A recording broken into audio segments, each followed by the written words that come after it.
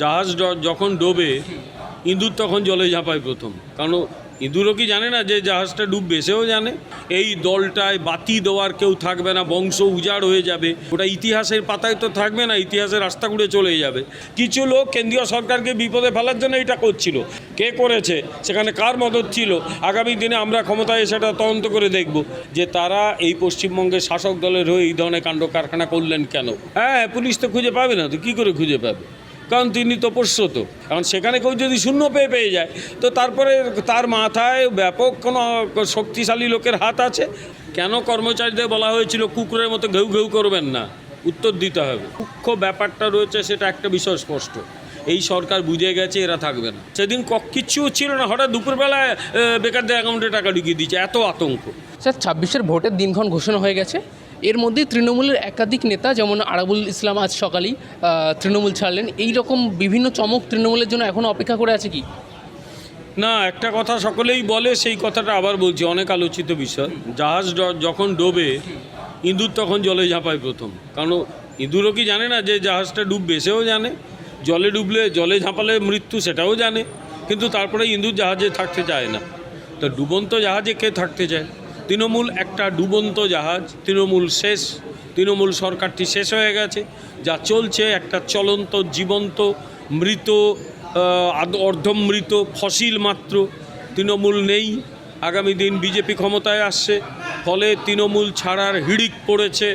এবং আগামী দিনে যখন হারবে, আমি আজকে বলে দিচ্ছি, এই দলটায় বাতি দেওয়ার কেউ থাকবে না, বংশ উজাড় হয়ে যাবে। ওই যে বলে না, বংশে বাতি দেওয়ার লোক থাকবে না, এদের বংশে বাতি দেওয়ার লোক থাকবে না। আজকে এই সময় আমি বলে দিচ্ছি, 3:20 কেউ থাকবে না। তৃণমূল দলটা উঠে যাবে, ওটা ইতিহাসের পাতায় তো থাকবে না, ইতিহাসের রাস্তা ঘুরে চলে যাবে। কিন্তু বাস্তবে এর কোনো অস্তিত্ব থাকবে না। পতাকা কি? তার নাম ধরার লোক থাকবে না, নাম ধরার পর তো পতাকা, কেউ নাম ফাম ধরবে না এই দলটার। ফলে ও গেছে, তৃণমূল শেষ। স্যার, অন্যদিকে আবার আপনি বলছেন তৃণমূল গেছে, তৃণমূল শেষ। অন্যদিকে মমতা বন্দ্যোপাধ্যায় আজকে তিনি রাস্তায় নেমেছেন গ্যাসের ইস্যুটা নিয়ে। এটা কি এখনও পর্যন্ত কোনো ইস্যু আছে? না, এটা নিয়ে আমার কিচ্ছু বলার নেই। একটা রাজনৈতিক দল যদি রাস্তায় নামে, নামতেই পারে, এ তো গণতান্ত্রিক অধিকার। কারোর গণতান্ত্রিক অধিকার নিয়ে আমার কিচ্ছু বলার নেই। সমস্যা হচ্ছে এই দলটা ওপরে গণতান্ত্রিক অধিকার মানে না।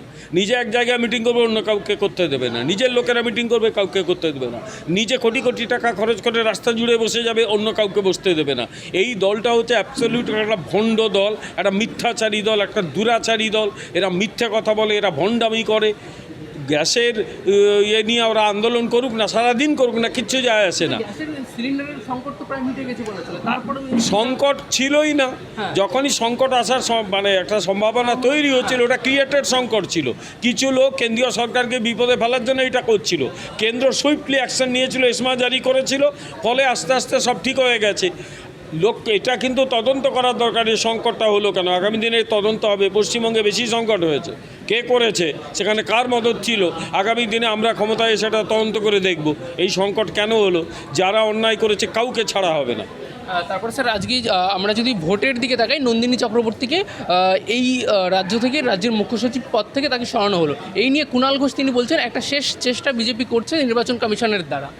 ওসব আমরা জানি না। নির্বাচন কমিশন সিদ্ধান্ত নিয়েছে, নির্বাচন কমিশনের সিদ্ধান্ত সবাইকে মানতে হবে, কারণ নির্বাচন কমিশন একটি সাংবিধানিক সংস্থা। যারা জ্ঞানেশ কুমারের নামকে বিকৃত করে গালিগালাজ করে, যারা নির্বাচন কমিশন নামে উল্টোপাল্টা কথা বলে, নোংরা কথা বলে, তারা সংবিধানও মানে না, সংবিধানকেও ভালোবাসে না। সেই দলের সেই সব নেতার কথার একটা উত্তরও আমি কিন্তু দিতে চাই না। স্যার, বিনীত গোয়েল, সুপ্রতিম সরকারকে সরানো হয়েছে। এই দুজনের ওপর একাধিকবার অভিযোগ ছিল তৃণমূলের দলের সঙ্গে ঘনিষ্ঠতার। এই বিষয়টা কীভাবে দেখছেন? একটা কথা বলি, আমি কোনো বিশেষ নাম নিয়ে আলোচনা করব না, কিন্তু এরা যে নকরশাহী, ব্যুরোক্রেসি, তারা কিন্তু সন্দেহের ঊর্ধ্বে নয়। তাদের অনেকের মধ্যে এমন সব কাণ্ড কারখানা তারা করেছেন যে সাধারণ মানুষের মনে কিন্তু এটা প্রশ্ন দেখা দিয়েছে যে তারা এই পশ্চিমবঙ্গের শাসক দলের হয়ে এই ধরনের কাণ্ড কারখানা করলেন কেন। এখন কেউ যদি অন্যায় করে, তা আগামী দিনে তাকে জবাবদিহি করতে হবে। আর এটা অ্যাবসলিউটলি পুরো একটা কেন্দ্রীয় সরকারের সিদ্ধান্ত। এ নিয়ে আমার বলার এটা অ্যাবসলিউটলি নির্বাচন কমিশনের সিদ্ধান্ত। এটা নিয়ে আমার বলার কিচ্ছু নেই। নির্বাচন কমিশন সাংবিধানিক সংস্থা। নির্বাচনের আগে ওরা যাকে খুশি যেখানে খুশি সরাতে পারে, বসাতে পারে, সেই অধিকার নিয়ে বলার কিচ্ছু নেই। এই নির্বাচন কমিশনের এই যে পদক্ষেপগুলি, এর ফলে কি মনে হচ্ছে এবার 2000 পশ্চিমবঙ্গে এই যে বিধানসভা ভোট, এখানে 2021-এ সেই সন্ত্রাস আর চোখে পড়বে না? সন্ত্রাস না চোখে পড়লেই ভালো, কিন্তু সন্ত্রাস যারা করবে তাদের প্রতি একটা হুঁশিয়ারি, মানুষ কিন্তু পথে নেমে যাচ্ছে। এবার মানুষ কিন্তু পথে নেমে যাচ্ছে। বিজেপি কর্মী, অন্য কোনো দলের কর্মী কোনো ব্যাপার নেই, মানুষ ক্রুদ্ধ হয়ে রাস্তায় নামছে। আর মানুষ যদি একবার ক্রুদ্ধ হয়ে রাস্তায় নামে তাহলে কিন্তু পরিস্থিতি খারাপ হয়ে যায়, আমি পরিষ্কার বলে দিচ্ছি। এখন যা অবস্থা দাঁড়িয়েছে, মানুষ, সাধারণ মানুষ ভার্সাস এই তৃণমূল কংগ্রেস, এটা হতে দেবেন না। আমি তৃণমূলের নেতাদের বলবো, কারণ আপনারা যা করেছেন, যে পাপ করেছেন, এবার প্রায়শ্চিত্ত করা শুরু করুন। মানুষের কাছে যান, হাত জোড় করে ক্ষমা চান যে অন্যায় করেছি, কারণ মানুষ আপনাদের ছাড়বে না। মানুষের যে আক্রোশ দেখছি তাতে আপনাদের ভবিষ্যৎটা আমার ভালো বলে মনে হচ্ছে না। স্যার, অন্যদিকে প্রশান্ত বর্মন ভিডিও, যাকে নিয়ে একসময় তুমুল চর্চা ছিল, ইংরাজিতে শূন্য পেয়ে তিনি WBCS ক্যাডার অফিসার হয়েছিলেন, তাকে নাকি পুলিশ খুঁজে পাচ্ছে না, অথচ গত দুদিন আগে তিনি তার অফিসে এসে ঘুরে গেছেন। হ্যাঁ, পুলিশ তো খুঁজে পাবে না, তো কী করে খুঁজে পাবে? কারণ তিনি তপস্যত। শূন্য পেলেও যে ভিডিও হয়, তাহলে তার মাথায় হাত দেওয়া কদ্দূর? আরে ভিডিও চাকরি অত্যন্ত কঠিন চাকরি WBCS। আমি নিজে পরীক্ষা দিয়ে রিটনে পাস করেছিলাম WBCS, আমি জানি অত্যন্ত কঠিন পরীক্ষা ওটা। এখন সেখানে কেউ যদি শূন্য পেয়ে যায়, তো তারপরে তার মাথায় ব্যাপক কোনো শক্তিশালী লোকের হাত আছে। আর সবচেয়ে বড় কথা হচ্ছে যে সেই লোকগুলো তাকে প্রোটেকশান দিচ্ছে, তো সে অফিসে ঘুরে যাবে, শিলিগুড়ি না কোথায় যেন অফিসে ঘুরে গেছে, তো খুঁজে পাবে না আগামী দিনে। পাবে যখন এই সরকার চলে যাবে, তখন পুলিশ টক করে খুঁজে পেয়ে যাবে। এটা তো মাদারিকা খেল চলছে আর কি, তো প্রশাসন চলে না এখানে, মাদারিকা খেল।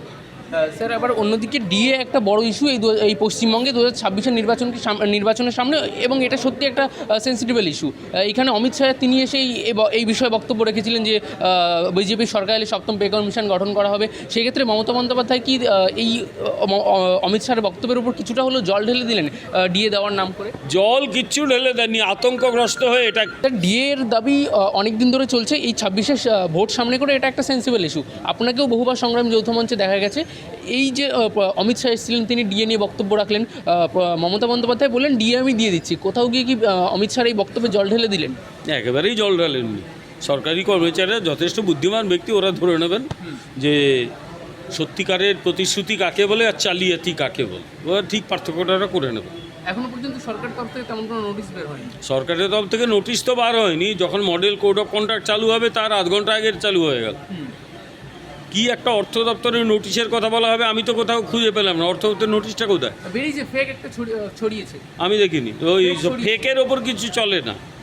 মেন কথা হচ্ছে যে সরকার, যে রাজনৈতিক দল ডিএ আটকাতে কয়েকশো কোটি টাকা খরচ করেছে, তার উত্তর আগে দিতে হবে।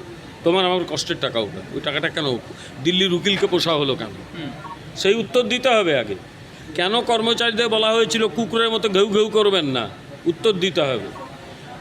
বারবার হারের পরেও সুপ্রিম কোর্টে যাওয়া হয়েছিল কেন, উত্তর দিতে হবে।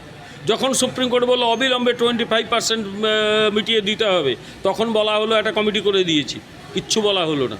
তারপর যখন সুপ্রিম কোর্টে রিভিউ পিটিশনের জন্য গিয়েছিল, তখন সেখান থেকে টিচার বা অন্যান্যদের নামটা বাদ চলে গিয়েছিল। তারপর আবার রিভিউ পিটিশন করার যখন দেখা গেল মডেল কোড অফ কন্ডাক্ট চালু হবে, তখন ডিএ দেওয়ার একটা অ্যানাউন্সমেন্ট হলো। এর মধ্যে যে সূক্ষ্ম ব্যাপারটা রয়েছে সেটা একটা বিষয় স্পষ্ট, এই সরকার বুঝে গেছে এরা থাকবে না। এই সরকার বুঝে গেছে যে এদের দিন শেষ হয়ে এসছে। যেহেতু দিন শেষ হয়ে এসছে, একটা মৃত মানুষও কোরামিন নিয়ে বাঁচার চেষ্টা করে। বেঁচে থাকাটা মানুষের একটা স্বাভাবিক প্রবৃত্তি, একটা মৃত মানুষও চায় কোরামিন দিয়ে বাঁচতে।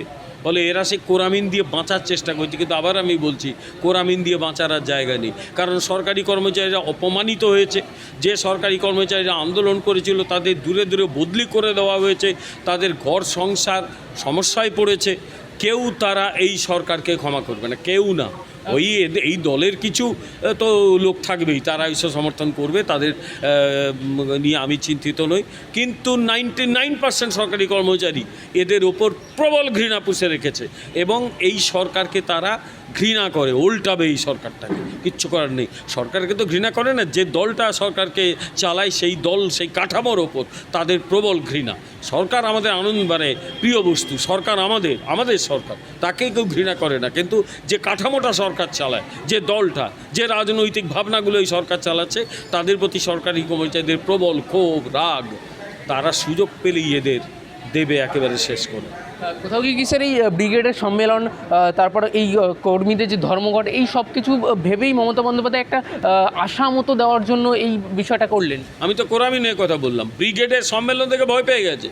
অনেকেই জানে না, আমি বলছি যেদিন ব্রিগেডের সম্মেলন সেদিন দুপুরবেলা ওই যে বেকার ভাতাটা ঢুকিয়ে দিয়েছে, সেদিন দুপুরে ঢুকেছে লোকের অ্যাকাউন্টে। এত ভয় পেয়ে গেছে ব্রিগেডের লোক দেখে, লাখো লাখো লোক চারিদিক থেকে এসছে, মারধর করছে, তাও চলে এসছে। কারণ লোকে চাইছে এই সরকারটাকে উপড়ে একদম বিষের গাছ সমেত উপড়ে ফেলে দিতে।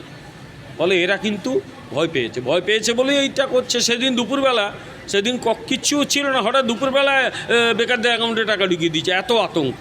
আর যেই মডেল কন্ট্রাক্ট চালু হবে তার একটু আগে ঢুকিয়ে দিয়েছে, একটু আগে বলেছে আমি দেবো। কিচ্ছু দেবে না এরা কিচ্ছু দেবে না, মিথ্যাবাদী এরা, অত্যন্ত খারাপ মানসিকতার লোক, নোংরা টাইপের লোক, এরা দেবে না কিচ্ছু। সরকারি কর্মচারীরা এইসব এতে ভুলবে না, এইসব ফালতু কথাবার্তাই ভুলবে না।